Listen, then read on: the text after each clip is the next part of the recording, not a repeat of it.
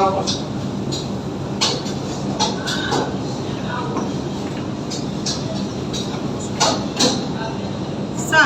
আপনি দেশের এত বড় একজন প্রেসিডেন্ট হয়ে এরকম সাধারণ একটা হোটেলে খেতে আসলেন, এখানকার খাবার আপনি খেতে পারবেন? দেখেন, আমি দীর্ঘ 27 বছর জেলে ছিলাম। এই 27 বছরে আমি একদিন সূর্যের আলো চোখে দেখি নাই।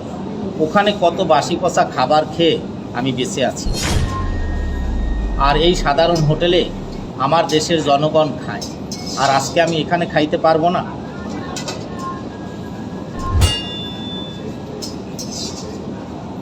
স্যার, আমার মনে হয় আপনি আমাদের দেশের প্রেসিডেন্ট নেলসন ম্যান্ডেলা। হ্যাঁ, আপনি ঠিকই চিনতে পারছেন। শোনেন, এখানে আরেকটা চেয়ার, আর ওই যে বয়স্ক লোকটা আছে না, ওনাকে এখানে ডেকে নিয়ে আসেন, উনিও আমাদের সাথে খাবেন। ঠিক আছে স্যার।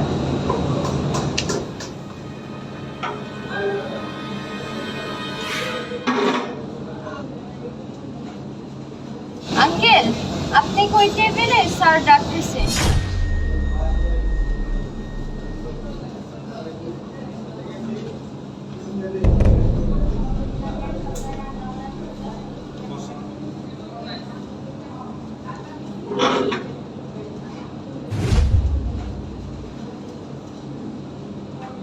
ওয়েটার, আপনি আমাদের জন্য 5টা ফ্রাইড রাইস নিয়ে আসেন। ঠিক আছে স্যার।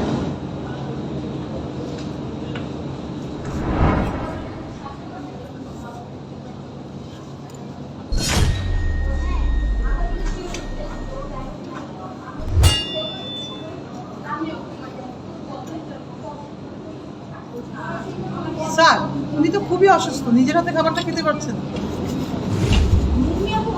আমি ওনাকে খাওয়াই দিচ্ছি। চামচটা আমার হাতে দেন।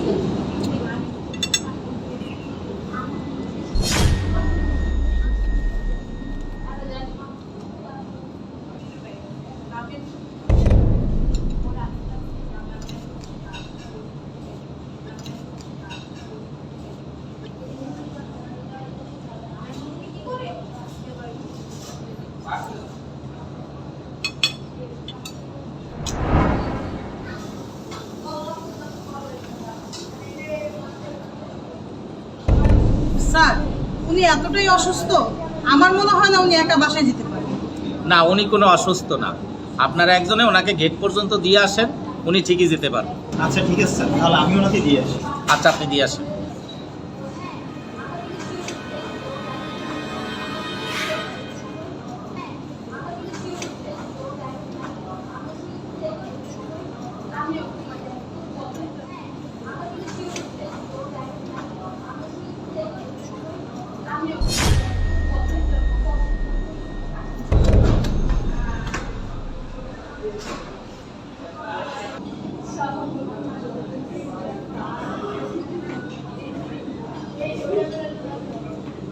স্যার, আপনি ঠিকই বলছেন, উনি অসুস্থ না।